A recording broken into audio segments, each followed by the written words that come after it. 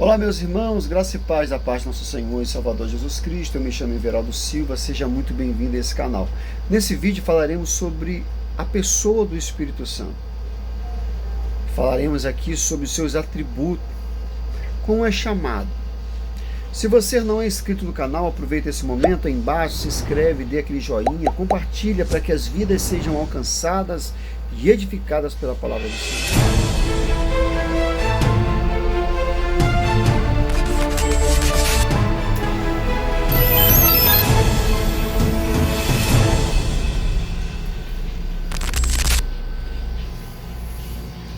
Quem é o Espírito Santo? Ele é Deus? Nesse vídeo falaremos exatamente sobre o Espírito Santo. O Espírito Santo é Deus, sendo denominado na teologia como a terceira pessoa da Trindade. A Bíblia responde explicitamente a pergunta sobre quem é o Espírito Santo, afirmando especialmente sua divindade e a sua personalidade, e destacando a sua obra do Antigo ao Novo Testamento. O Espírito Santo é uma pessoa. Muitas seitas do cristianismo negam a personalidade do Espírito Santo, afirmando que ele é uma energia ou uma força. No entanto, a Bíblia é suficiente clara ao relatar a personalidade distinta do Espírito Santo. Apesar do nome Espírito ser um gênero neutro no grego, sempre é utilizado como pronomes masculinos para se referir a ele, porque torna explícita a verdade de que ele é uma pessoa distinta, tanto do Pai quanto do Filho. Aliás, a Bíblia explora de uma forma tão explícita os atributos pessoais do Espírito Santo, que sua relação com o Pai e o Filho só pode ser entendida se também houver o entendimento de que ele é uma pessoa.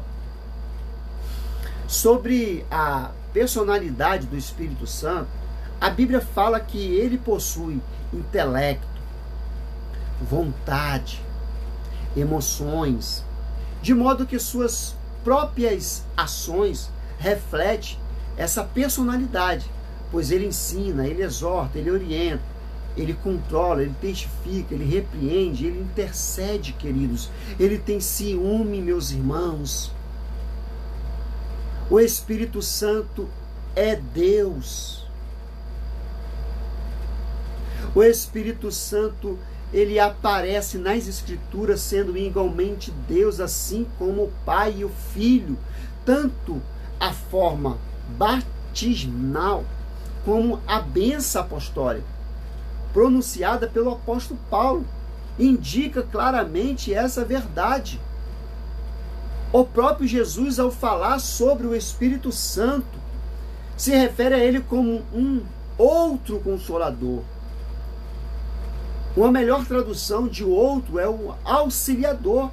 Essa expressão não apenas aponta para o Espírito Santo como uma pessoa, mas também como Deus, pois Cristo se posiciona em pé de igualdade com ele, ao utilizar a palavra outro, ou seja, ele está indicando que o Espírito Santo é alguém como ele. Além do que são, ou seja, os atributos ao Espírito Santo, os atributos que só pertencem a Deus, como onipresença, onisciência, onipotência, e a soberania, e a glória, e a eternidade, e a própria santidade, tão singular que o adjetivo. Assim fica evidente que a Bíblia revela o Deus triuno nas pessoas do Pai, do Filho e do Espírito. O Filho, ele é gerado eternamente do Pai, e o Espírito procede eternamente do Pai e do Filho. Portanto, o Espírito Santo é o Espírito do Pai, como também é o Espírito de Cristo. Mas não deve ser confundido como sendo a própria pessoa do Pai ou do Filho. Ao contrário, é no Espírito Santo que o Pai e o Filho se encontram, meus irmãos. Como diz Agostinho de Hipona, O Espírito Santo é a pessoa que une o Pai e o Filho em um vínculo de amor. Em outras palavras, o amor entre o Pai e o Filho é tão grande que se revela na pessoa do Espírito Santo. A igreja primitiva, desde seus primeiros dias, já entendia e reconhecia a plena divindade do Espírito Santo.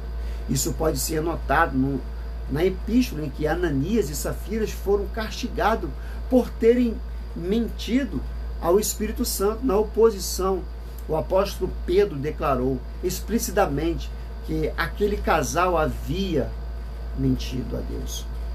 Os nomes e títulos também são dados ao Espírito Santo. Ele é chamado nas Escrituras de Espírito Santo, tanto como se refere ao atributo divino da santidade que ele possui por ser Deus, como também para designá-lo do espírito humano e também do espírito imundo, isso é, os demônios. A palavra espírito, traduzida em hebraico, ruach, e no grego, pneuma, que possuem a origem e raízes de transmitir um significado do sopro. Às vezes ele também é chamado simplesmente de espírito, ou seja, sem a presença do adjetivo santo. Mas sempre quando isso ocorre, o contexto claramente aponta que se trata do Espírito Santo. Ele também é chamado de Espírito de Deus, também chamado de Espírito do Senhor e também chamado de Espírito de Cristo. Muito frequentemente, ele também é denominado por nomes e por títulos que fazem referência à sua obra, como, por exemplo, Auxiliador ou Consolador, ou Espírito da Verdade, Espírito de Vida, o Espírito Santo também dá promessa, etc. O Espírito Santo deve ser adorado? São perguntas feitas. Sim, sendo ele plenamente Deus, o Espírito Santo deve ser adorado. Infelizmente, é comum entre os cristãos, talvez pela dificuldade de entender a doutrina da Santíssima Trindade, que é uma das pessoas da Trindade seja adorada mais do que a outras, perguntas que são feitas. Essa é uma prática errada, querido, pois só existe um Deus que se substitui em três pessoas, ou seja, só há uma única essência ou substância divina, e que é, portanto, o Pai, o Filho e o Espírito Santo.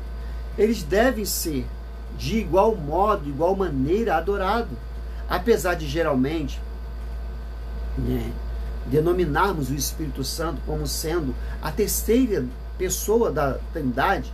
Isso não deve ser estendido como um tipo de hierarquia dentro da própria Trindade em si, visto como já foi dito, as três pessoas da Trindade compartilham a mesma natureza divina, numa natureza que é indivisível. Portanto, ao Espírito Santo, ele deve ser rendido pleno louvor, glória e adoração, assim como o Pai e também o Filho. O Espírito Santo no ministério de Jesus, nos registros do Novo Testamento, nós podemos perceber a ação direta do Espírito Santo desde o nascimento de Jesus, lá em Lucas 1,13, até o fim do seu ministério terreno. Podemos pontuar algumas questões importantes sobre a atuação do Espírito Santo no ministério de Jesus. Humanamente falando, Jesus foi concebido pela obra do Espírito Santo. Isso fica claro no anúncio do anjo Gabriel feito à jovem Virgem Maria, lá em Lucas 1,35. Quando Jesus foi batizado por João Batista, o Espírito Santo desceu sobre ele na ocasião que se manifestou na forma corpórea como de uma pomba, lá em Mateus 3,16, Lucas 3,22. Após ser batizado, Jesus foi levado pelo Espírito ao deserto e depois, pela virtude do Espírito, voltou para a Galiléia para pregar o evangelho do reino de Deus que estava sendo estabelecido. Lucas 4:1. Na sinagoga, Jesus se apresentou como um cumprimento final da profecia do profeta Isaías, onde as primeiras linhas dizem: o Espírito do Senhor está sobre mim, porque me ungiu para proclamar boas nova aos pobres. Lucas 4, 18 a 21. O Senhor Jesus, pelo Espírito, expulsou demônios. Mateus 12, 28. E conversando com os fariseus Nicodemos, disse que ninguém pode entrar no reino de Deus se não nascer da água e do Espírito. João 3, 5. Por fim, como escrito no livro dos Hebreus, ele ressaltou: o Espírito Santo foi quem sustentou Jesus durante toda a sua obra redentora. Hebreus 9, 14. A obra do Espírito Santo é destacada em toda a Bíblia. Desde o início, o livro de Gênesis, em sua primeira palavras, declara que o Espírito de Deus movia sobre a face do abismo. Gênesis 1, 2. Na criação, o Pai criou todas as coisas através do Filho, pela agência do Espírito Santo. Jó 26, 13, João 1, 3. Portanto, o Espírito Santo que age como doador da vida. Jó 33, 24. E depois também concede aos homens habilidades naturais que os qualificam para este que passam, ou seja, a viver nesse mundo criado. A obra do Espírito Santo na salvação. O Espírito Santo desempenha tarefas específicas como relação à história da redenção.